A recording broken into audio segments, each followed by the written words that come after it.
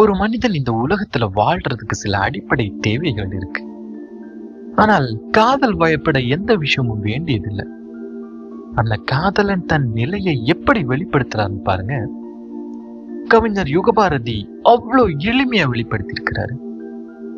ஓரங்கிழிந்த பாய் காரை பெயர்ந்த சுவர், ஓரங்கிழிந்த பாய் காரை பெயர்ந்த சுவர், ஓட்டை படிந்த ஜன்னல் ஓசை எழுப்பும் மின்விசிறி, ஓட்டை படிந்த ஜன்னல் ஓசை எழுப்பும் மின்விசிறி, கலைந்த தலையணை கழுவாத பாத்திரம் என்றாலும் என் வீடு இனிது, ஏனெனில் எதிர் வீடு உனது. ஆஹா, எவ்வளவு அழகா சொல்லியிருக்காரு பாருங்களேன். ஒரு மனிதன் இந்த உலகத்துல வாழ்றதுக்கு சில அடிப்படை தேவைகள் இருக்கு. ஆனால் காதல் வயப்பட எந்த விஷயமும் வேண்டியதில்லை. அந்த காதலன் தன் நிலையை எப்படி வெளிப்படுத்துறான்னு பாருங்க. கவிஞர் யுகபாரதி அவ்வளோ எளிமையா வெளிப்படுத்தியிருக்கிறாரு.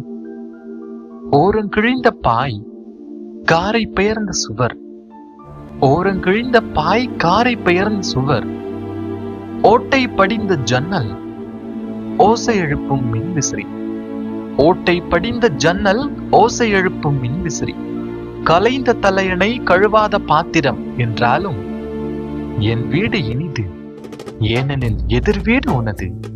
ஆஹா, எவ்வளவு அழகா சொல்லியிருக்காரு பாருங்களேன்.